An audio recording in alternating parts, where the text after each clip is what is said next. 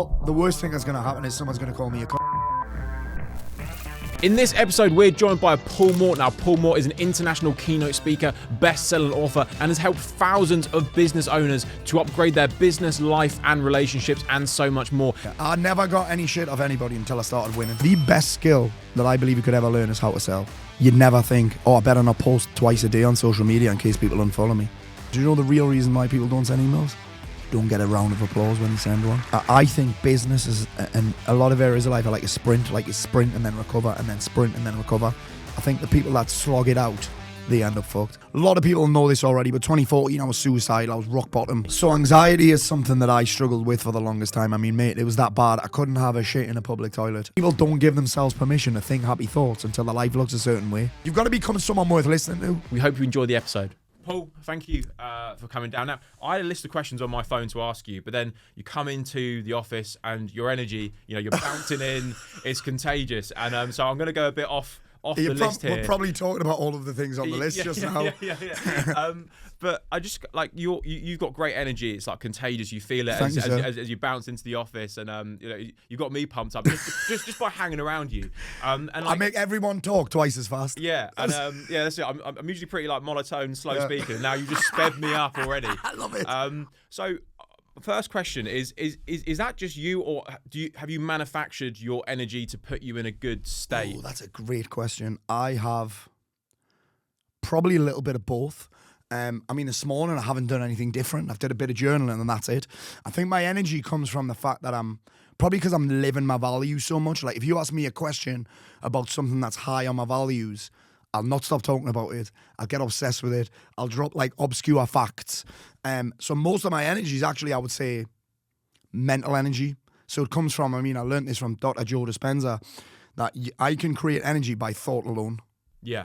That's all we've done here. I haven't done anything different. I had a coffee that I'd normally have. I didn't have time to get to work. I've been driving for an hour and a half as well, so that's not a great... Everyone thinks energy is a physical thing, but you don't have to actually do that much different and create loads of energy. So that's me thing. If I'm living my values and I'm living my passion, the energy becomes easy. It's just natural. I think there are things that we're naturally energized by. And so you can think your way into good energy. Easy. You just ask better questions, and if you get super clear on what your highest values on. I don't mean like honesty, compassion. Those are all, I'd say, they're traits that we're trying to live by. But values are just the things that I'm really fucking into. So I'd say we've spoke about three things today, right? Football, business, and mindset. Those are my three. Alongside jiu-jitsu, they will be my highest values. And combat sports. Like, those are my highest values. So I find it easy. Like, I can't shut up about... I probably have attention surplus disorder when it comes to those things. Whereas anything else, I'd be, I'm out. And would you say your energy is quite like consistent on like a weekly, monthly basis? Hugely. And yeah. Was it always like that? No. Yeah. No. I remember when I was, 2014, a lot of people know this already, but 2014 I was suicidal, I was rock bottom. And my energy was all over the place then because I didn't understand any of this stuff. But I also treat my body way worse than I do now. So back then, when you're diagnosed bipolar, that is manic depression. So you go from being manic, mega high energy like this, but then there's a downside, which is then you'll go rock bottom. Now I've just managed to kind of temper this a little bit. So I'm not manic, I'm not doing mad shit. This doesn't really happen. I probably, instead of going between here and here, I'm probably between here and here now. Like, I'm almost of the belief that we're all bipolar, but we don't have bipolar disorder. Yeah. So disorder basically means lack of order, chaos, unable to regulate your emotions. So I'll still swing. Everyone has a swing because we're talking about that with events. You'll have an event, you'll be up here. Yeah. You're like a fucking superhero getting a round of applause, getting clapped off the stage, and then you go home and you're just a dude that hasn't emptied the dishwasher. Do you know what I mean? So I'll have a swing, but it's instead of being like that, it's like this now. Well, that's it. Like, even if it's not, something as extreme as bipolar, I would say most people have some sort of mood swing, right, where they have a really great week where they're hitting the gym, they're doing everything they need to, and then they have some days where they're just slumped, they don't feel like doing it, they're unmotivated. If you have one emotion, the opposite's there. So we all experience the opposite emotion all the time. That's legit, the law of polarity. If you can experience happiness, you can experience sadness all the way around. But when you have bipolar, or when you're diagnosed with bipolar disorder, there's no regulation around that. I do think a lot of this energy is natural. But like I said there, it hasn't always been like that because I didn't understand the value stuff. And I think part of it, Charlie, now you're seeing that, now we're talking about this, is when you're building a business, you stop doing all the other shit because you think you have to. You stop doing your sports, you stop doing your hobbies, you stop you just stop doing it all because you think you have to. It's kind of like so obsessed with just the business and the business alone. And because you kind of, if I look back in my time before 2014, you're taught that, successful people don't watch Netflix. Successful people don't do this. Successful people don't cheer a sports team because they are the sport. Do you know what I mean? You hear all this bullshit, and I'm like, and it took me being at rock bottom to figure that out.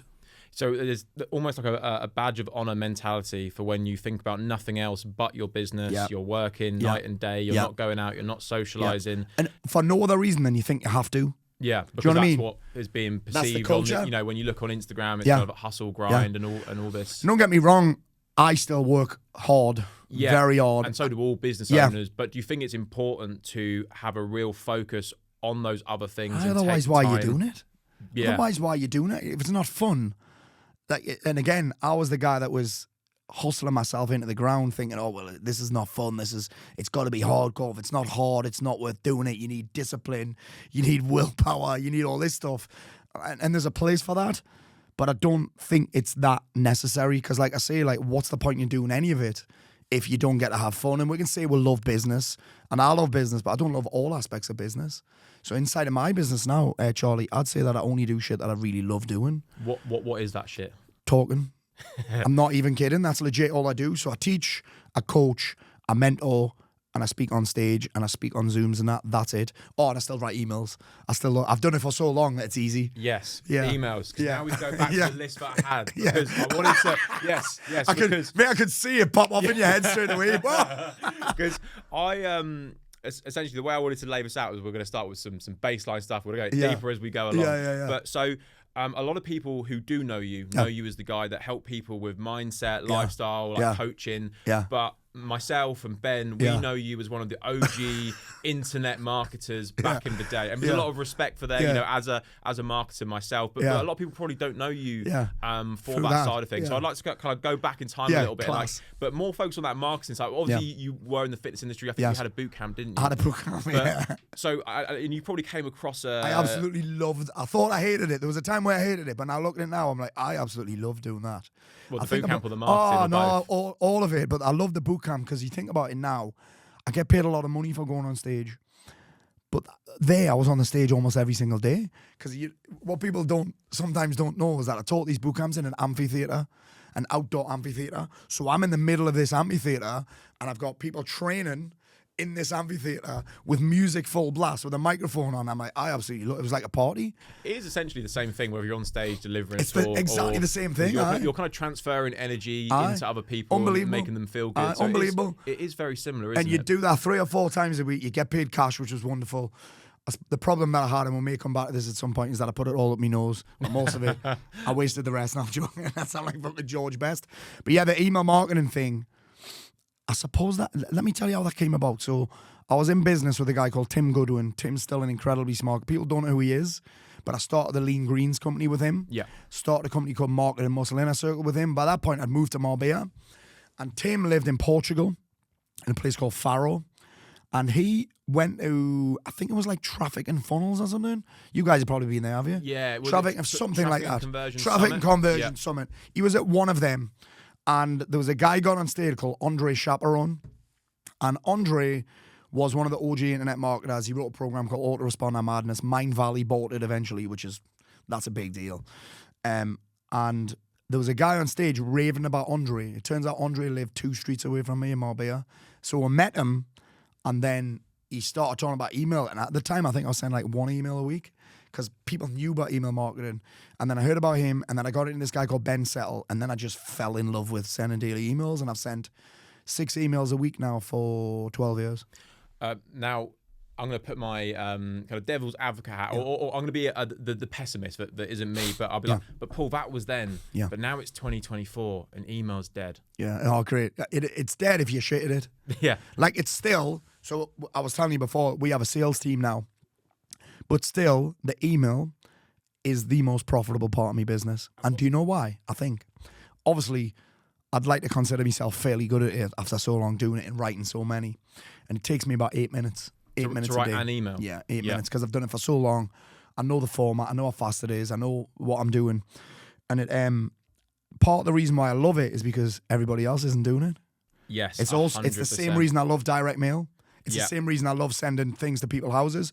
Mate, takeaways can't even be asked to send flyers anymore. Remember when you used to get takeaways through your door? Takeaway menu through your door. No one can be even asked to do that anymore. But let's not forget, I'm still doing what everyone else is doing. I'm still doing Facebook ads. I'm still doing Instagram. I'm not doing, there's a few, I hate LinkedIn. I'm not doing that. But I still do those other things because they still work. The only reason they don't work is if you shit at it. People say webinars don't work. Yet every time I do one, I generate thousands in sales. I'm trying to. I'm always pushing for clients to send more emails and do more. But there's no competition, Charlie. Yeah, that's it. But there's always a resistance that I get, and I think it's because they deem it as an old technique. But actually, I think average open rates. You may know this slightly better, but it's about 20% on an email list because you're good at it. And I think I want to dive into. It used to be 20. But people stopped sending them. Oh, so now there's not a multiple choice. Your emails have gone up. Gone up, and part of the reason, obviously, I'm good at it. I've been doing it a long time. There's 2 reasons why. People don't have as many emails to choose what they're going to open. So it's like, shall I open this one or shall I just delete them all? There's not many there anymore. Yeah, but there's not many emails there. 30%, because the average reach of your Instagram followers organically, 8%. Yeah. Facebook, I think it's 1 to 3. Yeah, that's crazy. Email, 30%. Yeah. Now you've got a list 60,000. Yeah, and most gym owners have probably got a database of a few thousand people, maybe even more, but they never ever contact. And they've got reasons why. 1, they go, it doesn't work. And I think we can go into that. But 2, they go, if I send too many... A diet doesn't work if you don't follow it. Yeah. That's it. Do you know what I mean? That's it. And what I love about I send too many, let's talk about that. Yeah, so if I send too many, they'll unsubscribe, or they won't want to be here, or they'll think I'm salesy if I send too many emails. Isn't it funny, though, that you'd never think, I better not post twice a day on social media in case people unfollow me. It's the same fucking thing. It's exactly the same thing. People will want to read your emails if they're good, if they're infotaining. So the emails have to be useful.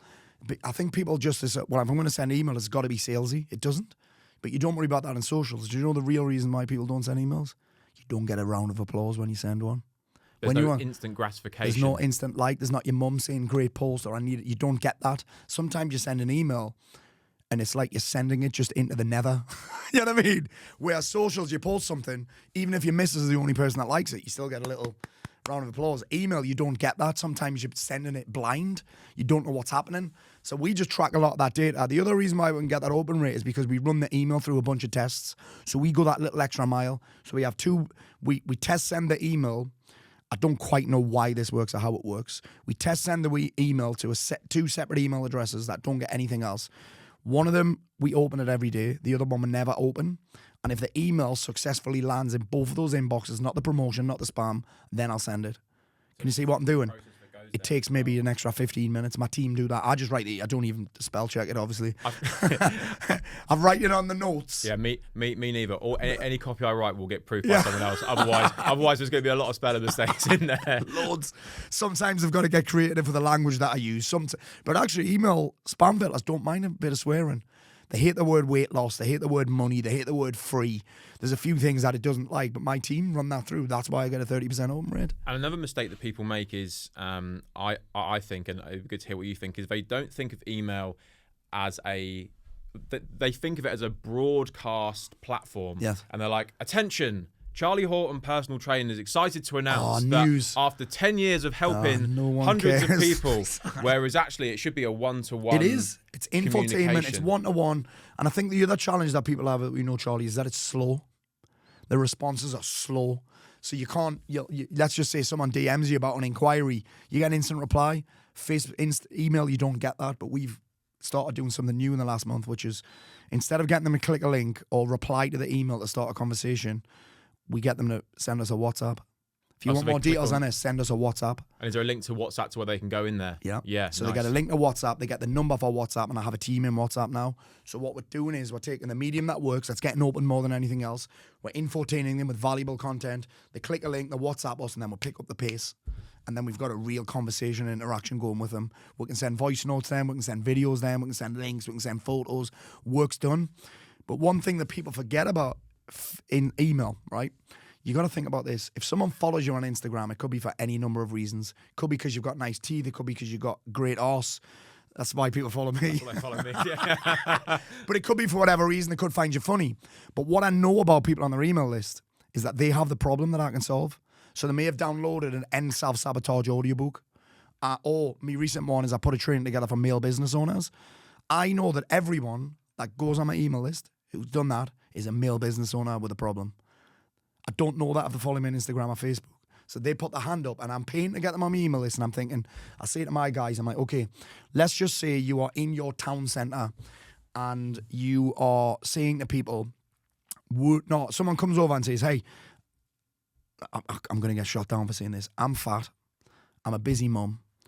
I would love you to tell me about your program every single day, right? Every single day, privately. All you have to give me is £4 once. That's a no-brainer, isn't it? I'm saying, hey, come into the gym. You're literally saying, hey, come down to the gym every day. I'll give you £4 once, and I'll tell you about what I do every day, single day. It's a no-brainer then, isn't it? Yeah. So I know it basically, what I love about email, it takes people that were previously invisible and makes them visible. If I'm getting a phone number as well, do you know what I mean? If I'm paying we're paying £7 a lead right now. I'm getting a phone number and an email address, and I know that you've got the problem. Whereas you follow me on Facebook or Instagram, I don't know anything about you. And so before you built a sales team into the business, you built your business primarily off email. And that was up to seven-figure business. And that was because, Charlie, only email. It was because back then there was only me. And then in 2019, me missus came on board because I sacked 2 people. But yeah, in 2019, she came in. And the slowness of it suited me because it was just me. So I'd send an email, people would reply. I'd maybe be busy coaching or something. And then... So I would, the slow speed suited me. But then I realized when I started doing DMs and started doing more of that, I'm like, actually, people love speed. So now I've got a team in place, they can speed it up.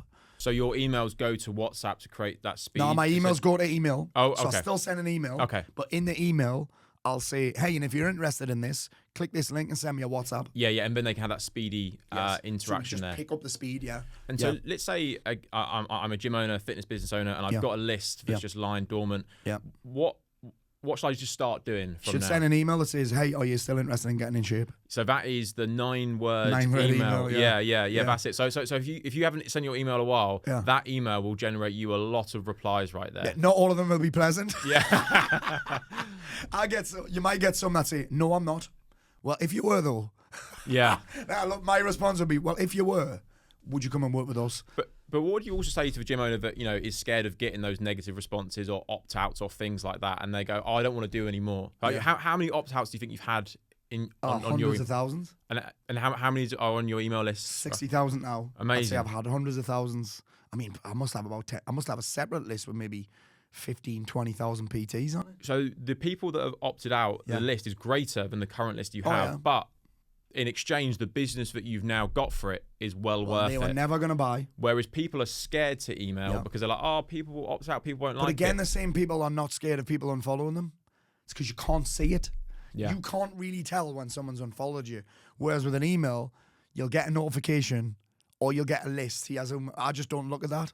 So I'm if I don't know what's happening, I'm not bothered if people unsubscribe. But like I say, people act like the people on your email list are doing you a favour by being on it. I'm like, you want to do me a favour? I'm sending great fucking emails. Yeah, if you unsubscribe, it's your loss. I feel the same way about my business. Someone leaves, it's not my loss, it's theirs. I'm the catch. Do you know what I mean? And the same with anybody in business. There's only one of you. There's thousands of people who could read your emails, but there's only one of you. So I'm just like, if people unsubscribe, they were never going to buy to start with. We don't know the reasons for unsubscribing. If they're offended by something that I see in an email, well, they're certainly not going to enjoy my program because it's even worse in there. Everybody's offensive in my program. It's not just me. Imagine 200 other blokes who are also as offensive as me. It's a lot of fun. These events are a lot of fun. But yeah, I'm not bothered about unsubscribes at all. And in terms of the content of the email, you wouldn't stop making sales calls because loads of people said no, would you? Yeah, that's very... You wouldn't. Yeah. It's the same deal. Yeah. People just put it in a different category. You wouldn't stop making posts because people unsubscribe. But like you say, the criticism thing, mate, I think criticism's the cost of entry to building a successful business. Like, if you're not willing to pay the price, you're not going to win. Yeah, such a very good point. Like it's the cost of entry. The biggest business owners in the world are also the most criticized business owners. So whenever you're trying to make impact or do something, whether it's in your local community or anywhere, you're always going to rub some people. I never got any shit off anybody until I started winning. Losers will let you know when you're winning. I love that. They'll let you know. Yeah. They'll always let you know. But do you know what I found out this week? I was listening to Talksport and I said this. The most watched video in YouTube history. Do you know what that is? No. Baby Shark. Also, probably the most hated song of all time. Yeah. My son absolutely despises it. But then you've got, before that, Justin Bieber, Baby, had the most watched video on YouTube, the most liked video, but also the most disliked. So simultaneously, the two things at the same time. The most liked and the most disliked. Yeah. He's doing it right. Yeah. And he's doing it all right, Bieber, isn't he? And so, yeah, that's it. Yeah, yeah. Right. So that negativity is inevitably going to come when you... If it's not coming, you're not winning. Yeah. You're not winning because if losers aren't letting you know, you're not winning. That's it. Can you Mate, think... honestly, the last month or so, I've doubled down on sharing the criticism that I get, and it's blown up. Oh, really? My most popular video in the last 2 years is a video that I did about 6 weeks ago where I filmed... Basically, I took all of the screenshots of what horrible things people have said about me in the last few months, and I had either my PT got to say one, my daughter said one, and my team members, they basically said to me in real life what someone had wrote about me on the internet, and we'll put the screenshot off. So someone just came up to me and said, prick. Because that's what people say. And the video blew up, and now I'm sharing. We've got this new feature called Welcome to the Show. Every day, I post a screenshot of what someone said and my hilarious comeback. And people love it. They look forward to it. It's so interesting why people find that more gripping and entertaining, though. Because although it's quite humorous, right? Like, people are kind of drawn to negativity more than they are. Yes. If you were to put a video out of you being positive or something, or if you were to put out a video of loads of positive comments, wouldn't have nearly as much interaction. You'd actually get more grief of people saying you're bragging. Yeah. It's bragging that. Yeah. It's a British thing, I think. It's interesting. Yeah. But the criticism thing, the reason I did it, because for the longest time, the advice is always, block and delete, block and ignore. And then when it gets to the point where you're getting 10, 15 a day, block and ignoring takes just as much energy as having a bit of fun with it. So now I get to have fun. So every time I get a negative comment, I'm like, oh, he has another post. He has another video. 2, I'm getting to show my followers, because they have all the same fears, that the criticism, it's not that bad. It's not the end of the world. And 3, I also think there's a little bit of accountability. Yeah. Someone got the first time yesterday. There was one yesterday. It's the first time it's happened in the last. I've only been doing it 2 weeks. That one where I shared the screenshot. Someone tagged their mate in it who'd said the comment. Oh, really? And then saw the video afterwards. Oh, yeah. So that was fun. Yeah. That was fun. Accountability, and then people started getting into them. So there's a bit of accountability around that. Like me, I get people every day telling me to kill myself. Wow. You should have jumped off the cliff. You should have jumped off the cliff. Try having real problems. I'm like, is it a dick measuring problem of how big dick measuring contest? You know what I mean? Such a strange thing. I don't think I rarely comment on Facebook alone, let alone like a negative. I don't think I've ever done it. I haven't either. It's weird to think about. I might have a negative pop back in the day. I would have told someone to fuck off or something. Do you know what I mean? Yeah. But imagine like someone you don't know to go on and leave a comment like that. It's crazy. But anyway, so like criticizing people, or people being criticized for sending an email. So don't worry about that. No. Then the content of the email itself. What are some things that people shouldn't include in their emails? Pictures. Pictures, graphics. The email has to feel like it's being sent from your mate. Yeah. So no pictures, no graphics. Can't be boring. It can never be too long, only too boring. There has to be, it's like a story, really. So there's an old principle that I learned. Actually, I'm looking at his book there. We learned something from Garrett J. White back in the day, 2013, I think this was, which was, he had this concept called what, why, lesson, apply, which is what happened, why was it positive? If it was negative, it can still be positive. What happened? Why was it positive? What can you learn from it, and how are you going to apply that lesson? That's a nice approach to do, but essentially it's the same as putting together any other content. Yeah, it's got to have a hook at the start. Yeah, it's got to have something valuable in it, and it's got to have a call to action. It's the same as any other every content. email has that framework. Every framework has the same thing. Yeah. So sometimes it'll be a personal story. Sometimes it'll be about something. I've got one going out tomorrow called Tiny Willie, which is an article that I read about Wayne Rooney when he's first manager somewhere. To get them on side, he told the whole team he had a tiny willy. I can't even remember the point of the email. But it's got to be slightly, and it'll be stories. It'll be breaking down a myth. It could just be a longer tip. It could be 3 ways to deal with energy in the morning. It's just the same as any other content, mate, as long as there's a little transition and there has to be a call to action at the end. Otherwise, there's no point in sending the email. Another thing I see, and I think this is very true for fitness professionals because they're experts in what they do, they go very information overload, very text heavy. Yeah. But you, I imagine, would probably say complete 400, opposite. 500, maybe 600 words. Yeah. Yeah, nice and short, nice and entertaining. And again, like I'm talking to a friend, I don't talk in paragraphs. I talk in sentences. Yeah. So I write in sentences. So it's a little bit shorter, punchy. And like I say, I think it always has to have a call to action. Otherwise, you just send an email and they're like, oh, that was nice. Yeah. If I don't tell people what to do, they're definitely not going to do it. And mine's just like, I'll make a transition from the content and say, so let's just say I talk about me being at an event and being around people that are playing a bigger game. And I'll go, and that's why I make all my coaching programs, group coaching. If that's something you might be interested in, click this link and drop me a WhatsApp. Like, it's that simple. Do you know what I mean? It's a real. I think people like to overcomplicate it. It's not that hard. Yeah. It's not that difficult. And you just treat it like a conversation and like any other content. And for anyone listening to this, I think if they just go to your website, there's going to be something they can opt in for. Yeah. And I'd recommend you doing that and just reading and consuming the emails because that will make you better at writing emails. And that's how I got better at writing emails. Yeah. So, there's a lot of people do this with copywriting as well. People that get good at copywriting tend to do this thing called copy hour. Have you heard about this? No. So copy hour is a thing where this company send you, and it's really cool actually. They send you some of the best direct mail pieces, the best copywriting ever, and you handwrite it.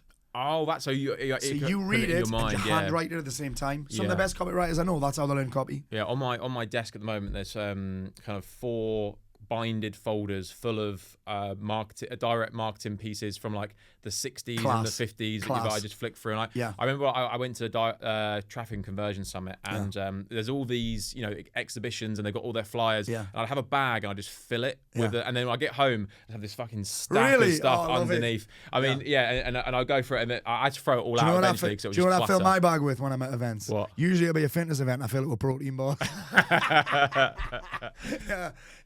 Who hooked me up last time? I got about 1 million grenade bars. I got Reflex, give me loads of stuff. I'm milking it for everything it's worth me. I'm the guy that takes the toothpaste from the hotels. Oh, really? Oh, I'm that guy. I'm that guy with the soap and the shower gel. Yeah. Shower caps that I never wear. Cotton buds. everything. If it's in a hotel, I'm taking it home. You just got it all there. So you left the fitness industry and then you started to when you started to help fitness business owners. Mate, I've stumbled into everything I've ever done. So I got into fitness because I lost weight. I got in shape and I ended up in fitness. I got into marketing because I built a successful business and other people asked me, same with the fitness. Everyone asked me how I got in shape. Everyone asked me how I built a successful boot camp. And then when I finished that, when I decided to stop doing that, I stumbled into doing this Unstartable thing. I had no intention of doing it. I just got my life together and people were like, how have you done that? And so the people naturally come to you first in terms of like, how have you done this? Why are you so different? How have you lost that weight? How did you get off them meds? But in the fitness game, the fitness marketing thing, that was like, how are you doing this in your boot camp? Have you got 100 people paying you 100 quid a month? I'll show you. Do you know what I mean? Yeah. And then, so people were naturally drawn to you after you kind of, obviously you went through a lot of stuff in your personal life and kind of turned it all around. Yeah. Then, is the stuff that you taught then the same stuff that you teach now, or have you evolved over time? I've gotten softer. You've gotten softer. Softer. Yeah. My agent goes mad about it because he's obviously, I've been working with him since 2019, but even since then, he's like, you've had an evolution. He said you don't need to say fuck all the time. You don't need to have the title fuck on your cover. He said I see you as softer, like he calls us the Geordie Gandhi. I'm like, I wouldn't take it that far, but I say I'm a lot softer since I work with people like Dr. Joe Dispenza, John DeMartini, and I realized that people still value a bit of freedom. So now here's why I did it actually. Here's the big evolution that I had. There was a point 2019, where I got sick of telling people what to do and them not doing it and then them blaming me. I got fucking sick of that, mate. That's tiring. And they're blaming you. They blame me. It's not working. I'm like, it's not this that's not working. It's you that's not working. Yeah. Do you get what I'm saying? You guys get this as well. I guarantee it. Well, so there's a lot of gym owners right now that want to grow their business and they're stuck and they're thinking, oh, only if it was this, only if it was that. but actually a lot of the time, and it's not in every case, but the bottleneck is actually themselves and their belief system can't get out their own way. And the business owners you work with, what would you say the key problems they have are when they initially come to you that need to be sorted out? And is it the reasons they think it is? Oh, man, that's such a great question. Because they might come, Paul, I shared a post here. I did a bit of research, right? Because for the longest time, people would think that I only work with fitness people. Even up until 2020, it's because that's my legacy. And even now, we have guys from fitness wanting to join the program. I'm like, just so you know, I don't do any fitness mentoring. And they're still coming towards me, which is quite nice. But I did a survey the other day, mate. And I did a survey in the group. What's your profession? I've never seen such variety in my life. Nice. Guys that sell shuttlecocks, builders, plasterers, plumbers, coaches, pilots, firefighters, like every trade. Blew me head off. We had guys that are drugs counselors. We had all sorts, mate. Honestly, blew me head off. And I suppose the biggest problem is they've built something that they're starting to dislike. They can't unlock that. I can't believe I'm about to say this. The next level. They keep getting stuck, like you said, the bottleneck. And the bottleneck is usually them. Usually they are ready to hire the first person, or they've hired people and have been like, I'm never doing that again. Because they hired the wrong people, or they didn't have processes in place, or just their performance was shit. This is why I'm so big on energy and mindset and mood. If your mood is terrible, that's going to rub off on everybody. If people don't know who's going to show up at work as the boss that day, they're going to hate it. They're going to be on tenterhooks. So their biggest problem is like I say, them. But the business tends to have just gotten stuck somewhere.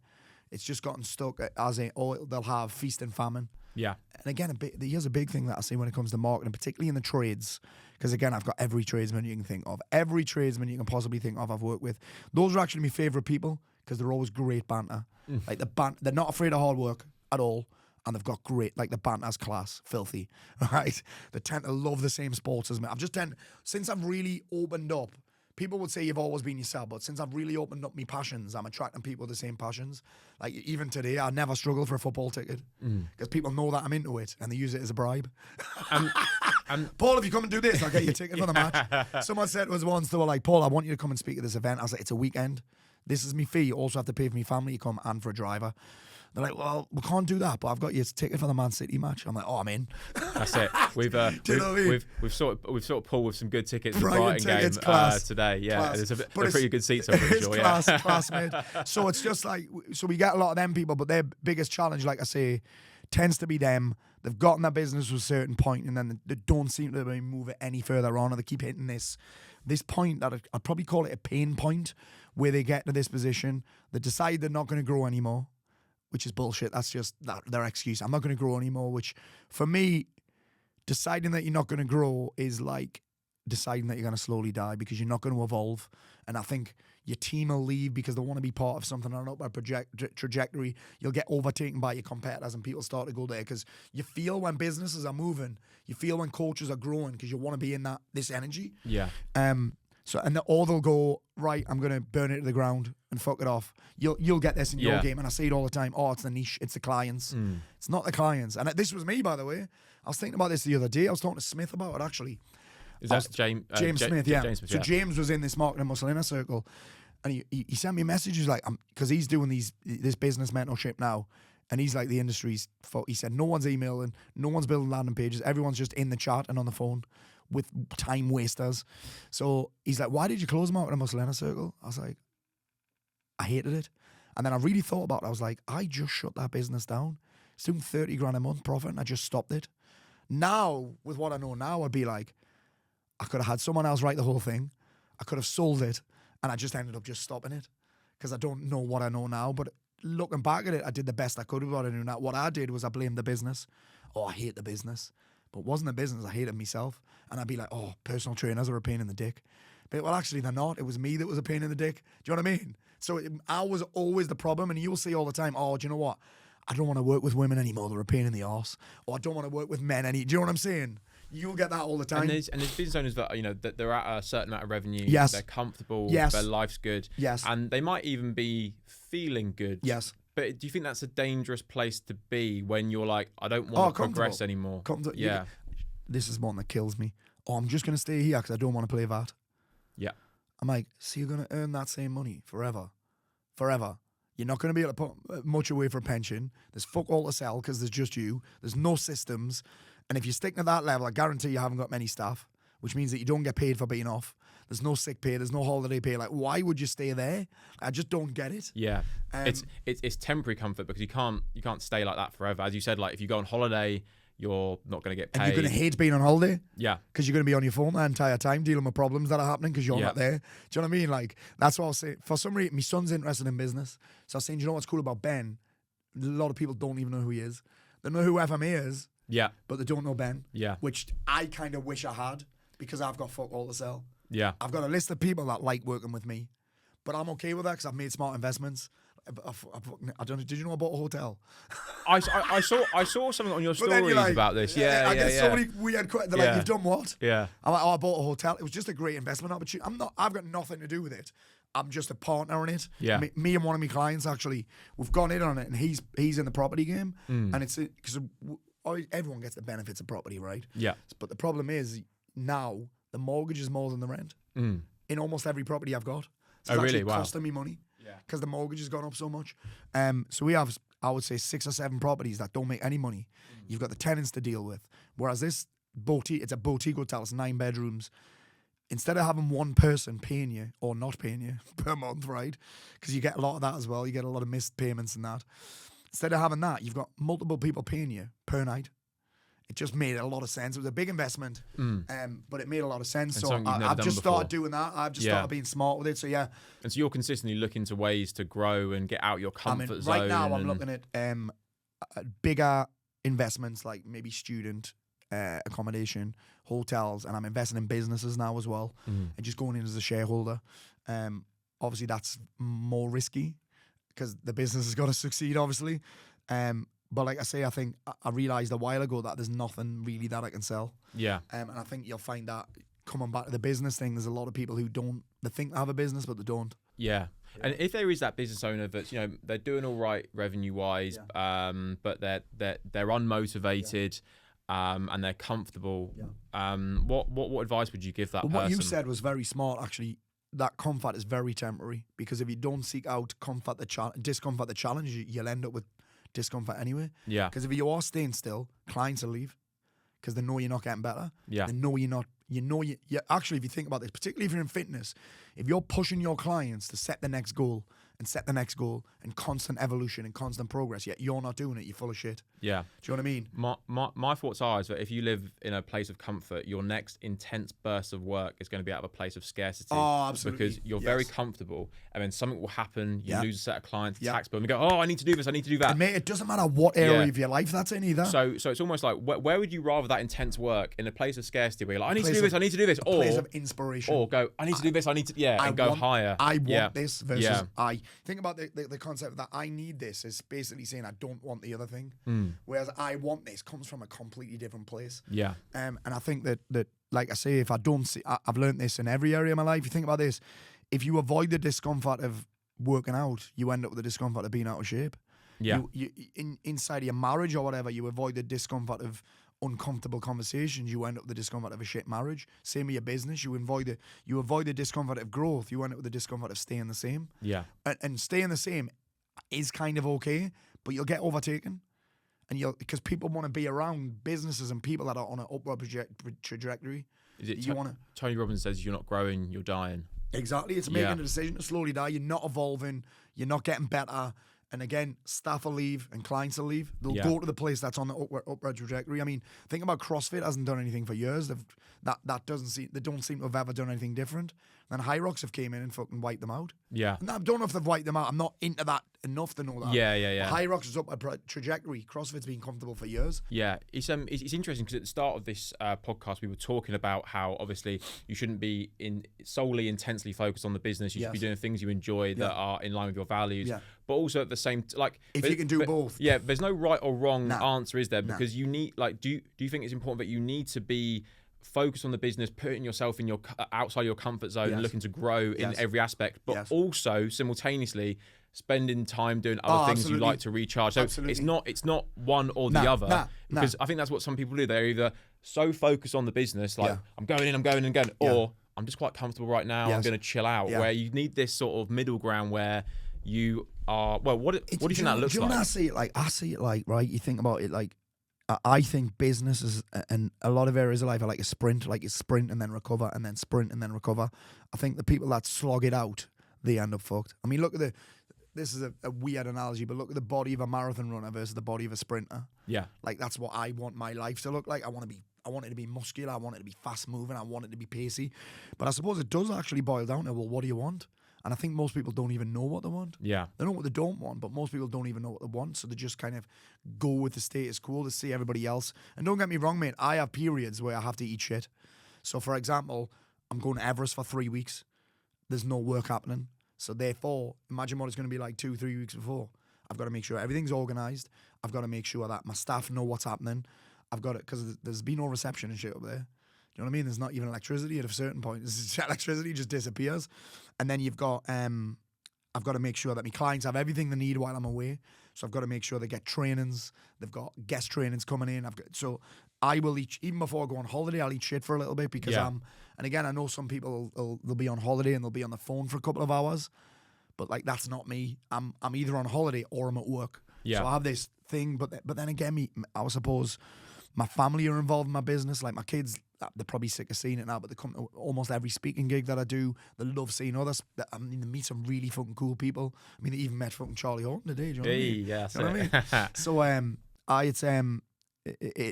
I suppose it does boil down to what you want. Yeah. And how? And this might sound like a very simplistic and like stupid question, but like, how do you find what you want? Like, is there a process of that? Because surely, if it was really easy, everyone would know and be going for it. But there's a lot of people that maybe are going through the motions and they don't necessarily know. Yeah. Well, the first thing is, I think everybody knows.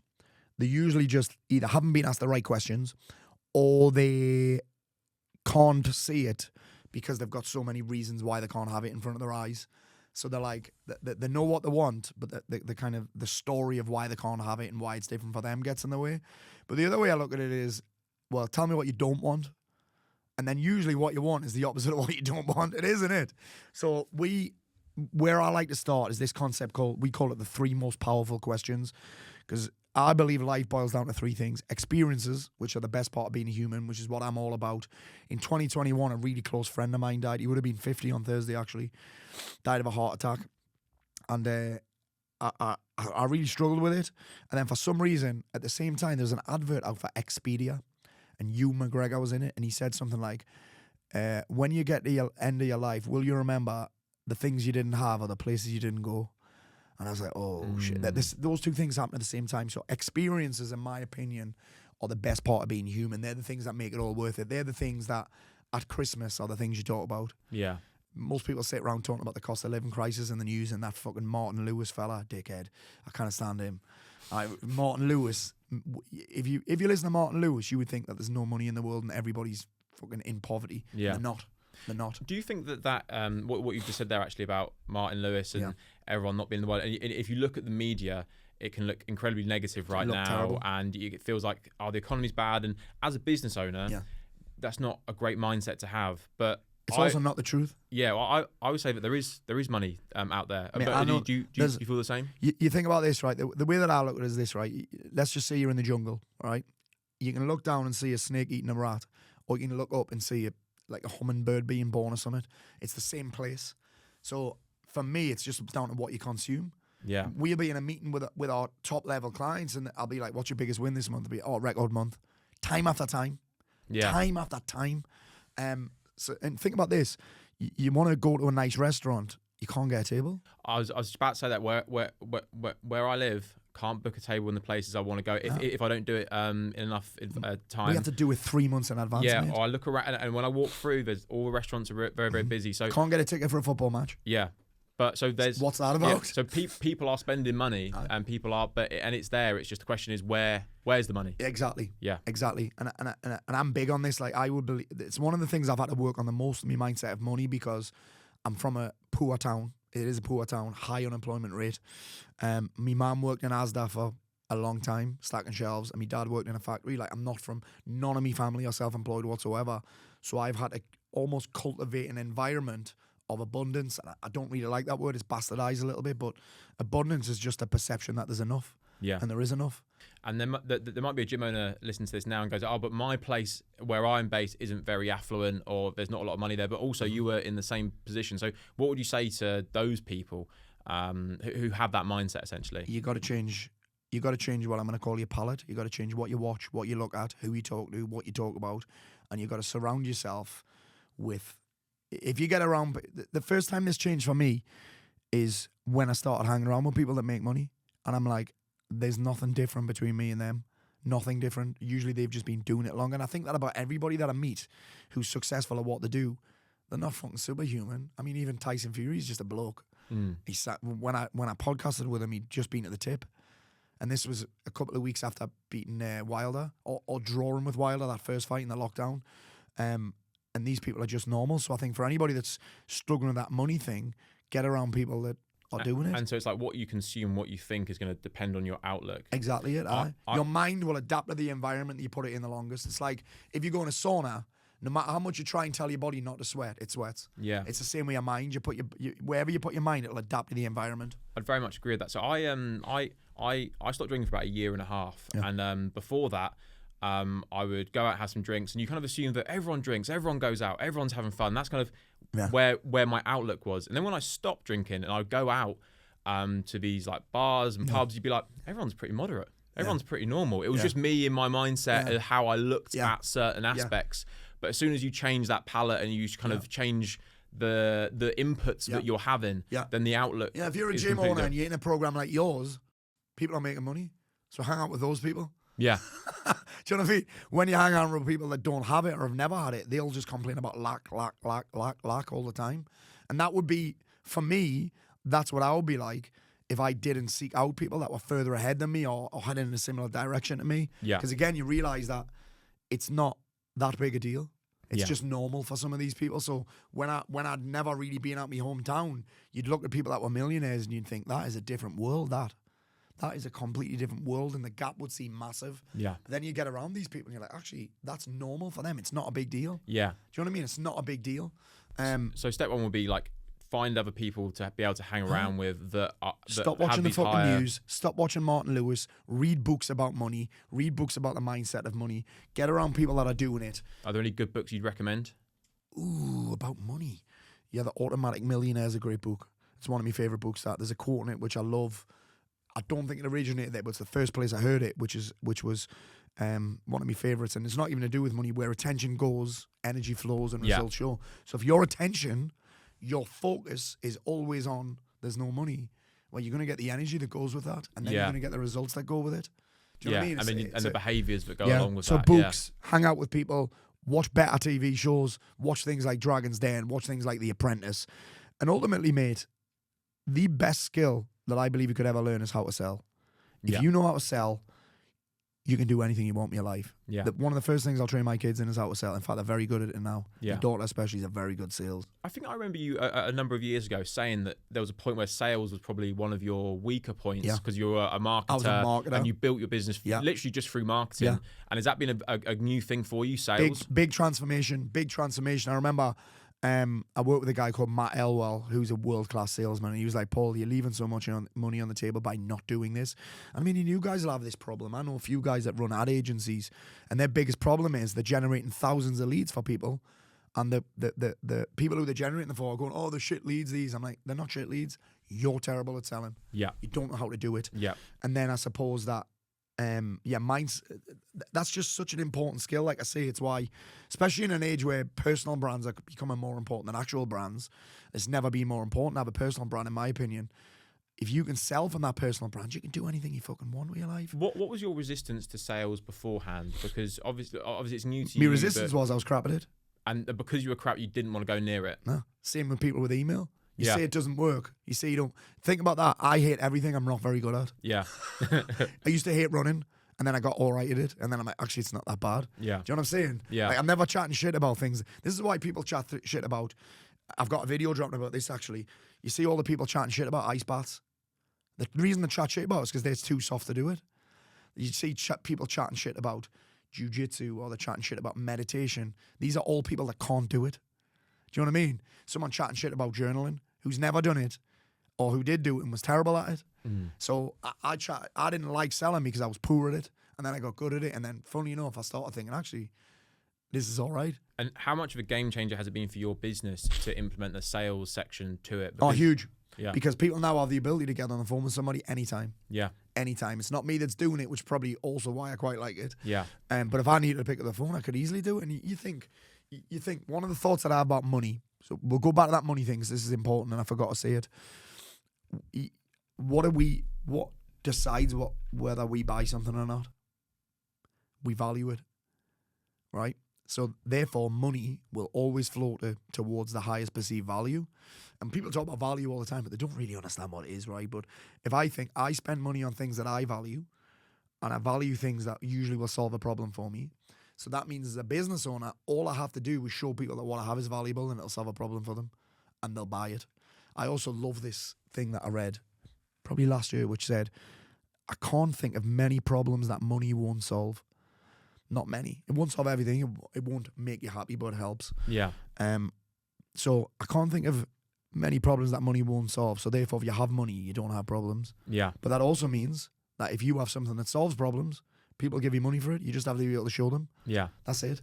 And a lot of business owners, gym owners may have a scarcity mindset towards sales, towards money. They don't like to talk about those two things. They think it's a bit, dirty or sleazy. And it's like, but they got into the industry. The reason why is I just want to help people be healthier and happier. But you're helping no fuck if they don't pay you money, because the people that pay attention. Yeah. So, and I think one of the things that I wanted to touch on there, your reminders of something, is stop chatting shit about people that make money.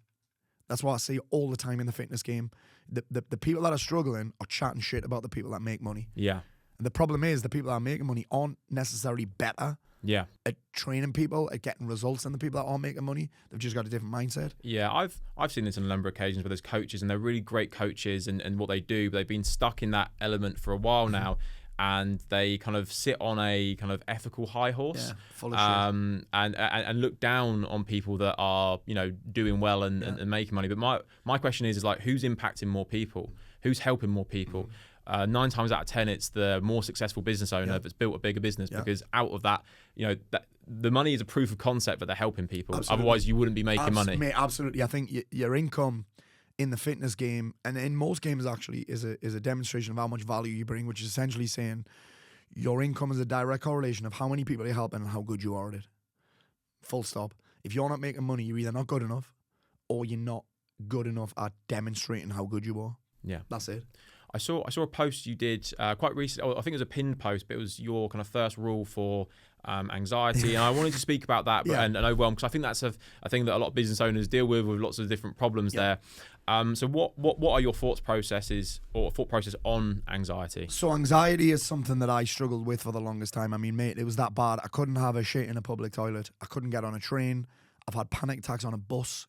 You know Siam Park in Tenerife, the water park? No, but unbelievable, this water park. It's not as good as the one at the Atlantis, but it's up there. I once had a panic attack on the bus back from there. I had to get off the bus and leave my kids on the bus with my wife. I've had panic attacks in taxis. I've been sedated on a flight with a panic attack, right? I've done everything. And so my experience of anxiety is high level. I didn't go to the dentist for 15 years. And by the way, I had false teeth. My 2 front teeth were missing. Oh, really? Oh, mate, for 15 years. And I then did some work with a guy called Charles Linden, and I just started it. And what he said just made so much sense to me. He said that people who suffer with anxiety have a high creative intellect. That doesn't mean they're smarter than anybody else. It just means they're creative. And when they are not creating, when they are not solving problems, they'll make them up. They'll invent them. Yeah. So you actually, when you boredom is anxiety's fucking greatest ally. Like, I was having panic attacks in places where I was bored. Flights, cars, sitting in toilets. Yeah. Like, a lot of these places I was having panic attacks or creating panic attacks. And then I remember getting a DVD, that's how long ago it was, to go to this retreat. The retreat was expensive, right? And the DVD first said, and the first thing I want you to do, Charles is posh, right? I mean, he's called Charles for a start. But my name's Charles. Yeah. My real name's Charles. No, you've got Chazzy. No. Chazzy. Do you know what my full name is? It's Charles Andrew Horton. It couldn't be more posh. That is posh, isn't it? Yeah. On the subject of posh, you've seen The Gentleman on Netflix yet? No, I've seen the film. All right, everyone take note. Watch that on Netflix. The TV show's very good. Yeah. Anyway, so this guy Charles is going, the first thing I want you to do is I want you to stop talking about anxiety. I want you to stop thinking about anxiety. That's the hardest part. I want you to stop reading about anxiety, Googling the symptoms of anxiety, and I want you to leave all the anxiety support groups you're in.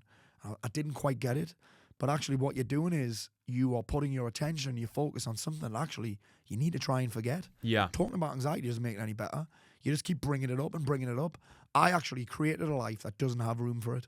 There's no room for it in my brain anymore. So a lot of people would say, like, you know, we need to talk about mental health. We need to talk about this. But what you're saying is not to ignore it. Or talking's a start. Yeah. But it doesn't cook rice. Yeah. So you're actually, it's like talking about growing your business versus doing the work. Yeah. There's one of them's going to work and one of them isn't. So it's actually to not focus and if you starve something, if you stop watering something, it dies. Yeah. So I just stopped watering it. Yeah. And I put my attention on me, and it took a lot of work. I took my attention and me focus on it. I mean, I've had panic attacks in traffic jams. Yeah. And what now? My brain's just full. My brain is full. I'm working on something. I'm immersed in things. I'm working on my goals. I'm learning stuff. I'm thinking about what I'm going to teach. Sometimes I'm thinking about who I'm going to sign on Football Manager. Do you know what I mean? My brain's just... And with someone, I was diagnosed ADHD before. I was clearly ADHD, right? But that was 2011 before it was cool. I was diagnosed that. And as someone with a brain that does that and needs to be busy, you're not supposed to switch off, which I hear all the time. Yeah. It doesn't even switch off when you're asleep. Yeah. So why we're trying to do it when we're awake? And so for someone, you know, who maybe let's say thinks they have anxiety or has symptoms, and to place their attention away, are there any practical steps that they can start taking? Stop talking about it, stop reading about it, stop doing that. Because you said it took a lot of work to do that. Work. And so what work do you think you're doing over a consistent period of time? So the first part is that stop putting shit in. Yeah. Right, stop putting shit in and start putting good stuff in. So then it became about, all right, let's have goals, let's have targets, let's make sure my mind's not always busy. But for example, you ever had an MRI scan? No. Mate, it's like getting in a coffin alive. Really compact, yeah. Compact, loud as fuck. And I remember recently, in the past, I had to get sedated to have an MRI on my knee. That's like knocked out to get in a thing. And in fact, I've done it twice in the last 2 years. Tore me pec, right? Tore me pec. And I had to get in, and I was like, okay, I'm going to handle this. It's going to be fine. It's 20 minutes. Then they're like, because it's the pec, it's an hour. I was thinking, a fucking hour in this thing. So I got in, and this is the first time I'd experienced any kind of anxiety for ages. And I was like, 2 minutes, I was like, I need to get out, get me out. And the guy was like, listen, Paul, you've got one more chance. If you don't do this, I'm going to have to get the next person in, and you're not going to get another appointment for months.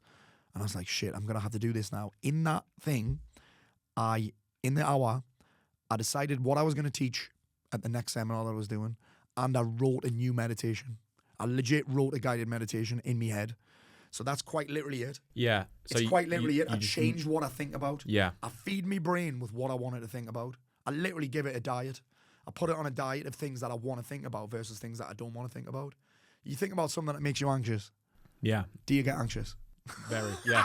Yeah. Do you know what I mean? Yeah, you think about somebody that pisses you off. Do you get pissed off? Do you get angry? I mean, I'm saying pissed off, and you heard my voice change quickly just by saying it. Yeah. So it's legit. Remember right at the start where you said, can you create energy with thought alone? Anxiety is exactly the same thing. So you just it's again your inputs do. I'd get on a flight, mate, and do nothing, and just sit there and expect to get the end of the flight. Some people can do that, but people with a creative intellect, your brain's looking for problem stuff. It's a prediction machine. Yeah. So you end up creating, and I love this saying. So anxiety is not something so you don't have anxiety. That would indicate that you catch it, that it's contagious. Yeah. You create it in your brain, and you create it. Anxiety is a fear disorder. It's disordered fear. So fear is normal. Anxiety disorder is disordered fear. Yeah. And that happens when your brain has intellectual hunger. It's not solving problems. It's not thinking about what you want it to think about.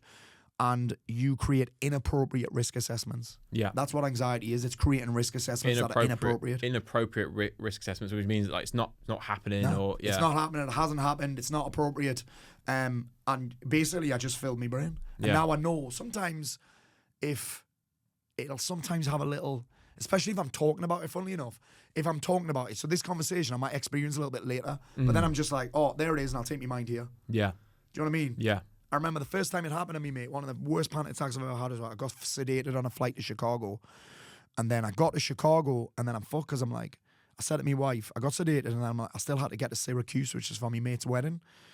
I was like, okay, I'll just go. I can't go there. I'll tell him he'll understand that I've had a panic attack. But then I'm like, well, I'm stuck here now because if I don't go there, I've got to go home. How am I going to do that? So no shit. And I'd worked with Charles Linden before this, and I was looking through my phone. No shit. I got to Syracuse, 2-hour flight from Chicago, playing Angry Birds. Just pure distraction and That's it. Yeah. Pure distraction. Yeah. So I can't fire Angry Birds into pigs at the same time I can't have two thoughts at the same time. Yeah. So, but you can do that without. So usually if I'm on a long flight, because I fly a lot, it's never a problem, but I always make sure I've got a problem I want to solve. So I'll be like, okay, you know when people say thinking time? Yeah. If you don't know what you're going to think about, I'm guaranteeing you're going to create anxiety. I'm stuck on this flight. When's it over? Shit, I need to speak to my kids. It's one of my biggest, I was telling you about, I'm going to be doing Everest Base Camp. One of the biggest things that I've been thinking about is fucking hell. The hardest days will be the acclimatization days when there's nothing to do. Yeah. So I will have to fill my brain with things. There's no activities. I'll have to tell my brain what I want it to think. Isn't that crazy? Yeah. So when I'm on a flight now, if I've got a long one, I'm like, okay, have I got something to read? Have I got some things downloaded? What movies are there? Have I got a game to play? Football Manager usually. I haven't played that for a long time actually. Is that work I can do? Can I do a bit of reading? Can I do a bit of writing? And then can you see how there's no room for anxious thoughts now? Yeah, there's because no room. I'm telling my brain what to think. So there's always, if there's not, because you can't always, like for example, in a dentist chair, I can't play Football Manager. I can think about who I'm going to sign, which is being known. I can't watch a movie. I can't watch my favorite TV show. I can't read. So this is mad. This is a mad one. This. Also, I've had a panic attack having a massage before. Really? Doing the thing that's supposed to relax you. I've had a panic attack. and acupuncture. Yeah. I've had to get up. I've been lying face down, acupuncture on my back, and I've stood up. I need to get out of the room. And he's like, you can't do it yet. Honestly. But now I'm just telling my brain what I want it to solve. So when I'm going to be doing something, I'm like, okay, I can think an anxious thought here, or I can think about something that's happening in my life. And when you're learning all the time, when you're immersed in your goals and immersed in this stuff, there's legit no room for anxiety. Yeah, and when it's weird, isn't it? That. And when you're having, let's say, the irrational or inappropriate risk assessment. Risk assessment. Yeah. Do you think in most cases you're never going to solve that problem when you are in that anxiety process? It's never going to be over. There's not a problem to solve, really. You've just created a problem. You've created a problem because you're not solving enough problems. Yeah. That's why I said boredom and anxiety go hand in hand. And obviously I get a lot of people come towards me who are struggling with that. Paul, I have this really bad health anxiety. Health anxiety is no different than any other kind of anxiety. You have health anxiety because you're fucking bored. Yeah. So one of the first questions I'll ask people is, so what are you working towards right now? And they're like, oh, nothing. And then I'm like, how do you want to feel? Well, not like this. I'm like, I didn't ask you how you don't want to feel. I asked you how you want to feel. And they're like, oh, well, I want to feel different. I'm like, well, what emotion do you want to experience? Because you can legit create emotions on demand by asking yourself the right question. Do you know what I mean? By thinking the right thoughts. You think about this, right? People kind of get this. Like, what's happiness? It's an emotion. How do you create happiness? Yeah. Happiness is the result of thinking happy thoughts. Yeah. But people don't give themselves permission to think happy thoughts until their life looks a certain way. That is, yeah. Do you know what I mean? Yeah. And usually it's never going to look that way. And even when it does, they'll still not be happy. And I know that from first-hand experience. Only when I get to here will I think about a happy situation. I can't be happy until I get there. Yeah. And then you're there, and then you're like, oh, it doesn't feel anything like what I thought it would. Yeah. And that was me. When I hit that point when I was 34, I'd built this fucking hell, multiple six-figure business. I'd built a life where I lived in Marbella, 4-bedroom villa with a private pool. I got the hot wife. I just had my second kid. I've got the car, and I still wasn't happy. Yeah. And you mentioned this earlier on that you were drinking a lot, sniffing a lot, using a lot of substances. Yeah. Why do you think it's quite a broad question? It's quite quite a broad question, but why do you think people go to those kind of fixes to be able to? Is it part of it's culture, where you're raised, I think, where you hang around, who you hang out with, etc. Part of it's just accepted. For me, it was my way to switch off. Yeah. It was my way to unwind. Yeah. I don't know what I was switching off from. Yeah. Do you know what I mean? So, I'm just switching off. Well, like I keep saying to people, I'm like, mate, you're asleep and your brain doesn't even switch off. Why are you trying to do it while you're awake? Yeah. It's fucking stupid. So, I think I did it because a little bit of boredom. Yeah. I didn't have anything else to look forward to. And that happened in lockdown. I drank for 2 weeks in a row, which is not a big deal for most people, right? Yeah. 2 Fridays in a row. And I was like, what's going on here? And then I realised that actually the things that I would normally do, I couldn't do anymore. I couldn't go to the cinema. I couldn't go to jiu-jitsu. Gyms weren't open. I couldn't go climbing with my family like we did on a Friday, clip and climb. We couldn't go swimming. We couldn't go for a meal. So I was like, oh shit. And I had quite a big realisation in those 2 weeks. And it was the first time I drank for 2 weeks in a row since 2014. And it was just the fact that it was boredom, basically. Boredom. It got to Friday, and I was like, oh, it's Friday, let's do something for the weekend. And there was nothing to do. Yeah. There wasn't even any football on TV. Imagine me in lockdown. Yeah. Yeah. I ended up actually, I was talking to my son about this the other day, because I will watch any game. He's like, he'll come in my bedroom on a Sunday night and I'm watching fucking AC Milan against Empoli or something. I'm watching a random game. And we've been all over the place, man. We've been Eintracht Frankfurt. But I became a fan of German football in lockdown because they were the first country to come back and play. And I was watching it on Sky Sports, German football, mad.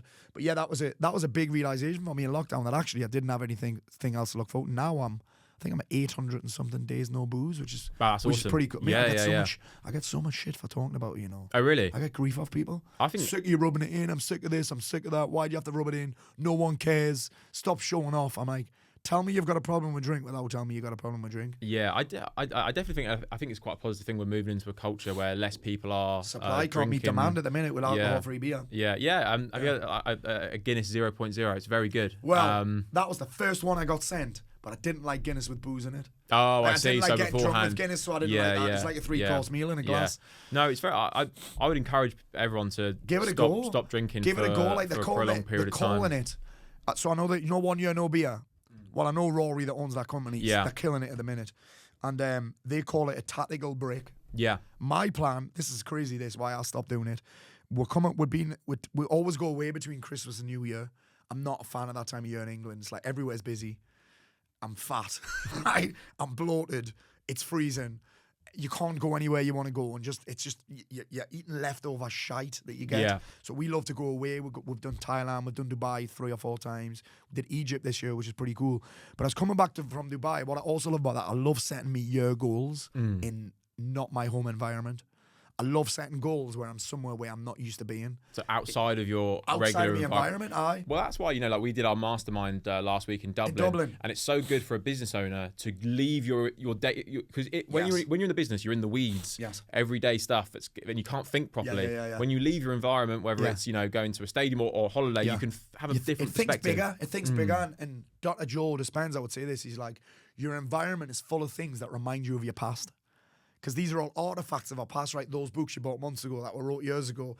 I want stuff that reminds me of my future. Do you know what I mean? So when I'm in Dubai, it's nothing like that. I've got no intention of ever living there, by the way. It's not for me, that.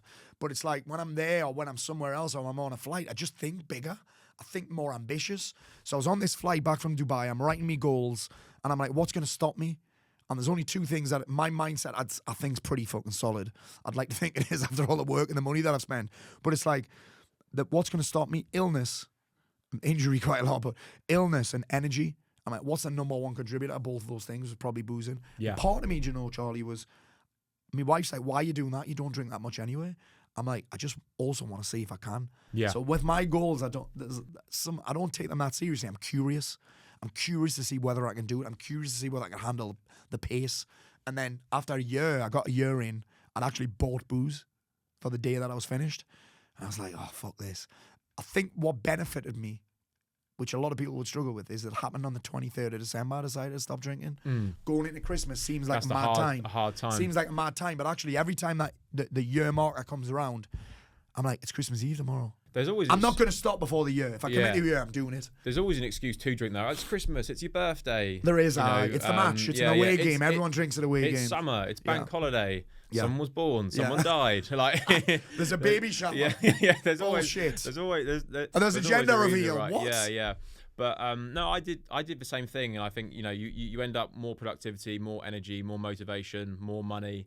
It's the same with that anxiety. Now, one of the secrets is I have a life that doesn't have room for it. There's no room for hangover. Yeah, there's no room for it. It doesn't add anything to my life, and people think it means. My biggest thing was, that'll be boring, but actually, my life was more boring when I drank. Yeah, because if I have to drink, that means the thing itself's fucking boring. Yeah, if I can't do that without drinking, it's boring.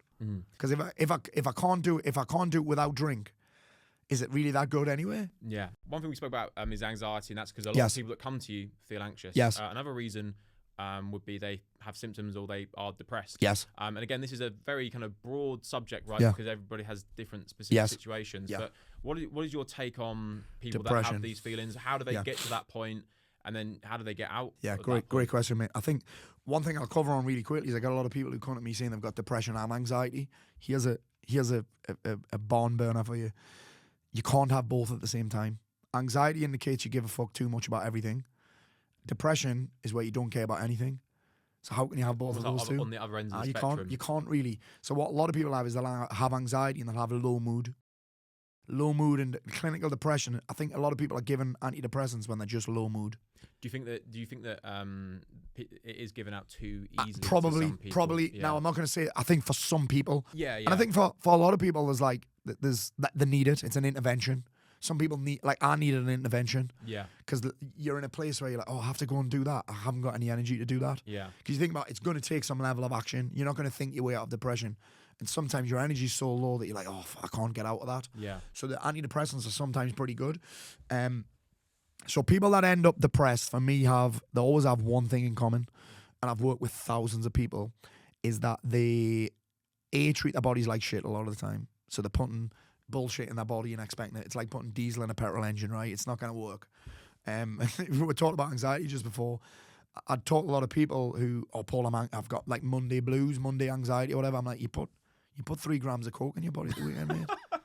You know what I mean? Your nose is fucked and your liver's fucked. Like, how can you expect to feel great on a Monday when you've just been on the bag all weekend? Do you know what I mean? You look like you've been on the flowery babs, eating flowery babs with a white nose. But anyway, the depression thing. But it could be something less extreme than that, right? Of course it could. Eating junk food all weekend. Yeah, no sleep. No sleep. Hanging around with a bunch of other miserable fuckers. And then because I feel that now, if I was to eat like I say, like a McDonald's, I would feel how like. Yes, like of course you would. Of course you would. I mean, I just had one, but it's all good. So, but the thing that a lot of them have in common, they don't have a compelling vision of the future. They've got nothing that they're moving towards. This means they've got no mission. That sounds like a big statement, but they're not. They can't get excited about anything, but it's because they haven't created it. So they don't have goals, they don't have outcomes, they don't have a mission. They're just wandering through life, hoping to make it a Friday. I mean, that's not any way to live. And the sad thing is, that's most people. So it sounds like they're aimless. Aimless, pointless, drifting through life, wandering through life, purposeless. And so purposeless. Yeah. So if there is, there's no aim, there's no point, then it's kind of like, what is the point, if that makes sense? Yeah. And that is kind of the feeling you'd have if you're depressed. It's like, what's the point? What's the point? But you have no point of direction. No, there's no way to go. I'm just going around in circles. And when you go around in circles, you always end up home. Yeah. Every single time. The mad part is it takes just as much energy to do that as it does to go towards a destination. Yeah. So they've got no destination in mind. So a lot of the time I've got people asking me, how do I do this? I'm like, well, where are you going?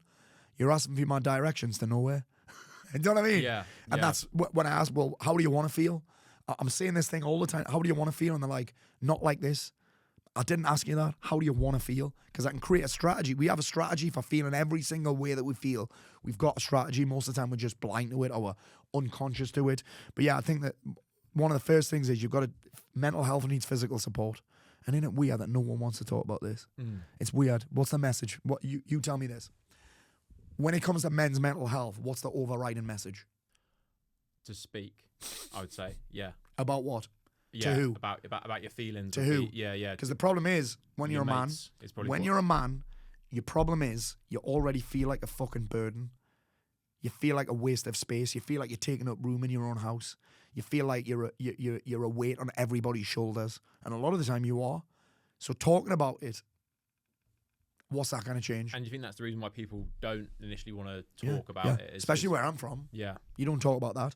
But actually, really, what's it going to change anyway? Yeah. You have to change your behaviors. And again, I'm not saying don't do it. I think it's a good start, right? But you're just going to repeat that. Again, I don't want to slate this. I don't want to tar them all with the same brush. But I can always tell when someone's had counselling or therapy because they're world class at telling their story. Yeah. It's like they've got it on fucking repeat. I'm like, talking about your past does not change it. Obsessing over it does not change it. You can reframe it. I'm a big fan of that. Finding the hidden gifts in things that have happened for you. I'm a big fan of all of that, but constantly repeating it doesn't change it. And do you think that's, people may do like counseling or therapy? And do you think there's sometimes a negative? I think some of it works. Yeah. But if you don't change your behavior, Ultimately, why would you expect anything else to change? Yeah, so if you do the same behavior, go and speak, but you don't actually change anything. Your day-to-day actions. Then, or even your day-to-day thoughts. Yeah. Because thoughts are massive, but I don't think we're in control of them, but I think we can certainly choose which ones we believe. And I said this before, when I ended up on the cliff ready to kill myself, that wasn't a coincidence. It was a consequence. It was a consequence of me habitual thinking, me habitual behaviors, the habitual environment I was putting myself in, obviously my habitual habits. Like, that was why I ended up there. So talking can be a start. It can be a good place to kind of unload and get something off your chest. But it's certainly, like I say, Bruce Lee said, talking doesn't cook rice. Yeah. Doesn't. So if I think about it, like, I don't even think I talk that much. I just decided me changes became not I should do, they became musts. Yeah. So I started changing what I ate, I started changing what I thought about, I started changing who I hung out with, I started taking the actions. I had a compelling vision of my future. I surround myself with people that are excited about their futures rather than, you think about that, right? The difference between being around somebody that's excited about the future and talking about the future versus somebody that's obsessed with the past. Yeah. That's a very different. I want to be that guy, not this guy. And I do talk about my past a lot because people are interested in it, but I just don't sit in there very often. I'm like, I've learned lessons. I'm grateful for it all. I wouldn't change anything. I have no regrets, but I'm more interested in talking about my future because that's where the energy is. There's no energy talking about that. And so do you think that's the step for someone that is Absolutely. in that place is where's the future? Yes. Even if it's just, right? Even if it's just what you're doing on Friday. Yeah. Not like creating your 5-year plan, your 10-year vision, because that can seem too far away. It's one of the reasons I love 90-day sprints, because even a year can seem too far away. Yeah. So you don't take action on it. But if I can create the right time frame so that it's not too urgent and overwhelming, and so that it's not so far away that you don't do anything, that's what I love to do. Yeah. So actually just creating a point of where you're moving to is going to give you some direction. A little bit of excitement, a little bit of inspiration, a little bit of, even if it's temporary motivation, and if it's around things that you value, especially around things that you love, which you usually forget about when you're depressed because you stop doing them. Yeah. If only that in it. And I also believe, this is the third piece that I put in. Again, this is going to sound crazy, but when you're anxious or depressed, there's only one thing you're thinking about, really: yourself. When you're depressed, it's all about you. And it sounds like I'm saying you're selfish, but actually, when you're depressed, it's always about what you could have done better, what you wish you were better at, how you fucked up, how you messed up, how you've got no future, how you're a burden, how you're a waste of space, how you're lazy, right? It's never about anyone else. Same with anxiety. It's very, I would say, a convergent or a narrow view of the world because you isolate yourself. Whereas when you've got a really broad view of the world, it's completely different. There's no anxiety with a broad view. Think about most anxiety, you're in a tight space. You're in not just panic attacks, but even someone that's anxious a lot of the time, they're in their own home. There's people who have agoraphobia, which means they can't leave their own home. It's narrow, it's convergent, everything's in here. Whereas when you open up a little bit, it's like, actually there's a lot to be, I want to say great, but there's a lot to be grateful for, but there's actually a lot more going on. Yeah. You'll never get someone anxious in a forest or in the countryside, ever. Ever. It's almost impossibly depressed there as well, because it's not just about you. You're not just head down. Yeah. And it's also interesting when you're very inward. That's what it is. So like, inward. You know like that. Giving is better than receiving. Yes. That sort of like when you help someone or when you're focused on, like if you were in a bad state, let's say like you're upset, and then someone you really care about comes to you and you're upset. You ever notice when you like switch and you're like, oh, how can I? Yes. And then all of a sudden you don't think about how you're feeling at all, and it doesn't matter because you go into that exactly, sort of caregiving exactly. mode. Yeah. And it's the inward things. I'm trying to think of the perfect word for it. You're very in. I don't know what the word is. It'll come to me at the end of the podcast. I'll be like, do you know what that word was? also, we kind of covered anxiety and depression, but now I kind of want to elevate a little bit. So we don't have any of those. We're not in a bad state. Yes. We're in a pretty good place. But we want to up our game. We want to get to you said earlier the next level. Like it, the next level. Yeah. But we want to perform at our best so we can achieve the. Well, we need to know what that next level is. Yeah. First of all, I think it's fair. That's why I don't like it. I'm like, well, what is that? Because it might be different for me. It probably is. Yeah. It's different for me. It's different. It's not. It's different for me than it is for you. So we need to get clear on what that next level looks like. And I think we've always got to have it, but we've also got to understand that it's like the horizon. It's kind of keep moving. Once I accepted that, my life started changing. Yeah. Because I'm like, and again, you'll get a lot of people. I'm noticing an emergence of this new thing that I'm going to call the woke and broke brigade. oh, you shouldn't have goals. You should be happy with what you've got. You'll have heard this before, right? Yeah. You should be happy with what you've got. Why have you always got to be striving for more? But you don't have to confuse wanting things to be better with things being bad. Yeah. Like, I'm constantly looking about how can I be better? How can I have better? How can I be better? How can I become better? How can I become bigger? Because the goals aren't necessarily about hitting the goals. They're about who you have to become to hit them. Yeah. It's about the journey you go I on. have the ultimate accountability. I've got kids, ultimate accountability. I see so many dads and parents telling their kids, oh, go after your dreams. I'm like, mate, you've settled on a job that you fucking hate. Shut up. Do you know what I mean? You telling your kids that they can do anything you want while you've settled on a job that is nowhere near what you could do and not even what you want. You're full of shit. Yeah. You can do anything. Well, you're not doing anything. You're doing fuck all. So, sorry, I went off with a bit of a rant there. It's been on my mind. You've got to become someone worth listening to. Yeah. How do I get my kids to listen? Be someone worth fucking listening to. Yeah.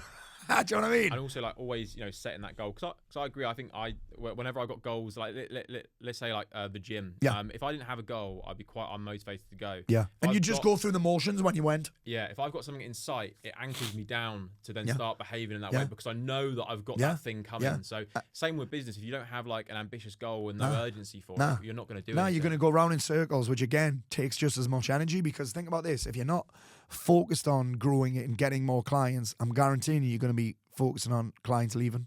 Yeah. When I'm focusing clients leave, I'm like, that's fine. They came to the end of their time, but I'm not that bothered because I'm not. You see this all the time with businesses. You'll get this all the time with your guys. People lose their shit when their clients leave. Yeah. Like, that's because that's what you're focused on. Yeah. You decided not to grow and build, so now you're focused on challenges that you don't want. Do you know what I mean? You can have challenges that you do want and challenges that you don't. Yeah. I mean, you're going to have both. But if you don't have this, that's all that's left. So you're going to be focused on clients leaving. You're going to be focused on keeping people and probably delivering too much so that they get overwhelmed. And it's just where your focus is. So I just believe that we've got to have something that men especially, I've never been a woman, so I don't know. Men need a mission. We need an animal to hunt. Otherwise, we go around in circles. Yeah. Which is tiring. Do you think that there's that saying, business is 80% mindset, 20% skill set? Do you agree with that? Possibly, I don't know. I don't know. That's probably, the numbers are probably a little different to that in my head, but I think you do need a skill set. But yeah, I think if you can't get over yourself, it doesn't matter. In fact, I have a coaching certification. I do it once a year and I never even get to promote it because it just fills up. And people ask me, like, what are the things that make coaches fail? Because the stat is something like 95% of coaches fail without ever taking a penny, which is wild. And people are like, why is that? And I think number one is they're not empowered. So they can't get over themselves. So therefore, why would anyone pay them money when they can't get over themselves? You're talking about confidence, but you won't post a video. You're full of shit. The second one is they don't understand sales and marketing. So the first one is mindset. Can't get over yourself. That's the foundation. Can't pluck up the courage to do what needs doing. You're scared. You're worried about what people might think. You don't have any curiosity to see what might happen. So that's the mindset bit. But the second bit is if you can't market and sell, you've got no clients, and a coach without clients isn't a coach. So I would even say it might even be 50-50. Yeah. So it sounds like the foundation. Oh, sorry. It would probably be 40-40 with 20% luck. Okay, 20% luck. I do believe you do need some luck. Yeah. And like lockdown there was a bit of luck involved for me. Yeah. Because I got eyes on me. Because you got more attention going in. Yeah, more attention going in. A lot of me competitors hid behind the settee, buried their head in the sand, where I was just like, fuck this, I'll help as many people as I can. I went on as many podcasts that I could. I got on as many guest trainers that I could. I got a book deal and got a book out there. I just did everything. Yeah. Because I had extra time as well. You know when I was saying that Friday night thing, I had extra time. Kids weren't in school, so there was no school run to be home or not for. There was no jiu-jitsu. There was nothing to do, so I just doubled down on attention. And if you were to, let's say, stop being the sort of mindset coach and you went, let's say you went all in on hotels and you just stopped doing mindset, would you still work on your personal development and mindset as much as you do? I'd probably need to more. Yeah, because the problem is with the hotel stuff, I've got no interest in it. Yeah. None. Yeah. I've got no interest whatsoever in property, in crypto. I've got a little bit in investing, but I want to invest in businesses that I like where I know the owner. I have stocks and shares and all that like people do, but I'd need the mindset stuff more because that hotel stuff would bore. In fact, I wouldn't do it. Yeah, I couldn't do it. Where I'm trying to get to with that question is that, you know, there's a lot of people being like, oh, you know, I've read the Giant Within, and I've been to an event, and what a fucking book, by the way. And I know about personal development, and then, you know, 3 years later, they haven't really done anything, but they've got this like, I know about that sort of thing. Do you think I think it's because they don't attach it to a goal. Yeah, they learn it, but then they can't apply it because there's nothing to apply it to. Yeah. Do you know what I mean? Whereas I mean, there's also a cheat code that I have, which a lot of people won't get this. So I was talking about the ultimate accountability was my kids and my family and my staff, because I've got to lead by example there, and my clients. Because if I'm telling them to set these big targets and push themselves and I'm not doing it, so I'm always doing the maddest shit. Yeah. And I'm also very curious because every time I do something hard, my confidence goes up. Every time I do something hard, and I think that's probably why the mindset stuff doesn't work for these people, because they're waiting to be confident before they do it. Yeah. It's not coming. They're waiting for self-belief to show up. I get that after, so I do things without confidence, without self-belief, and every time I do something hard, I gather even more of it. Yeah. Whereas people are avoiding hard things because they think they need confidence, but they can't get the confidence until they do the hard thing. And do you think that people, or business owners in particular, gym owners, should be always looking to upgrade themselves on a consistent basis? Just as like to tell the clients to. That's actually, that's a very good The clients point, would come and say, I just want to maintain. And the PT knows that doesn't work. Maintenance doesn't work. It's boring. It's pointless. People won't do it, yet they're doing it. Yeah. So I'm always of the opinion, just fucking lead by example. I don't think you have to be the most shredded PT. I don't even think that's a thing anymore. It used to be, but I don't think that's a thing anymore. But you've got to be leading by example, inspiring people, and being. And again, I spoke to my wife about this. She said to me, "Why do you think some people who do the coaching academy succeed and some don't?" I think as a coach, there has to be some level of, you have to be aspirational, and that basically what I mean by that is people have to aspire to be like you. Yeah. That's but why would they want to be like you if you're not pushing yourself and stretching yourself and doing things that seem beyond your current level of ability? Yeah, so always going for that extra. I remember when I went to see Phil. You've had Phil on here, right? Phil Graham, yeah. Yeah, so I went to see Phil, and I've known Phil a long time, and people are still confused as to why I'm working with him. I'm like, because he's worked with sales team, he can spot blind spots, and I pay him a lot of fucking money, to be fair, like. But he said, Paul, I said, I want to get from 1 million to 2 million. He said, I'm not working with you if you leave it at that.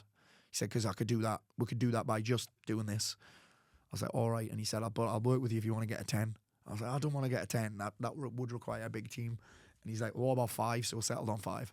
But I needed people to stretch me as well. Like, I need all of that. Yeah. And I just believe that practicing what you preach, no matter what your business is, no matter what, if you're a dad, again, do you want to be someone worth listening to or not? Yeah.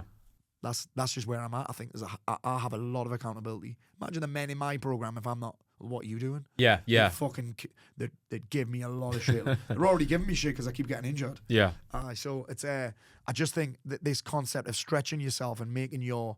In fact, I love this saying. Dan Sullivan said it. He said, "If you want to make your present better, make your future bigger." I'm like, that's fire. You want to make your present bigger, make your future better, make your future bigger. Make your future bigger. There's nothing like being around people that are excited about the future, in my opinion. Yeah. That's why your events kick ass. Yeah. Because you've got people, I mean, I don't know if you do this, but we do this. You're sharing your biggest wins from the last month or the last quarter. That creates confidence. It creates pride. It creates, and again, you're creating these emotions on demand.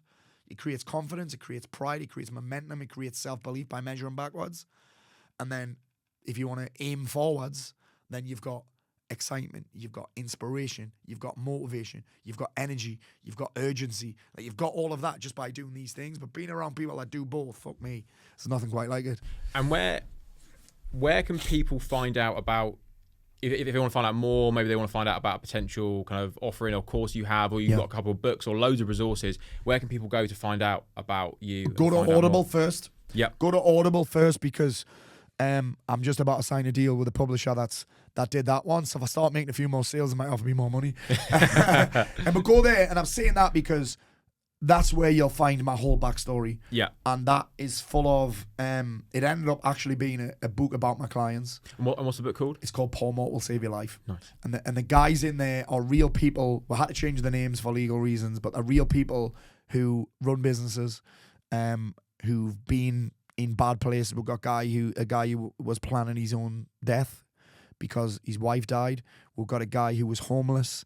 We've got a guy who just went through a divorce. We've got a guy whose wife is going to leave him because he was a miserable fucker. There's just stories in there that are you'll be able to resonate with. Other than that, Instagram's my favorite platform.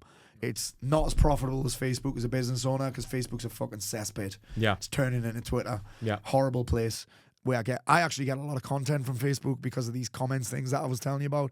But Instagram's my favorite platform where you'll get kind of insight into all of the mad shit that I'm doing and all the football matches that we'll go to.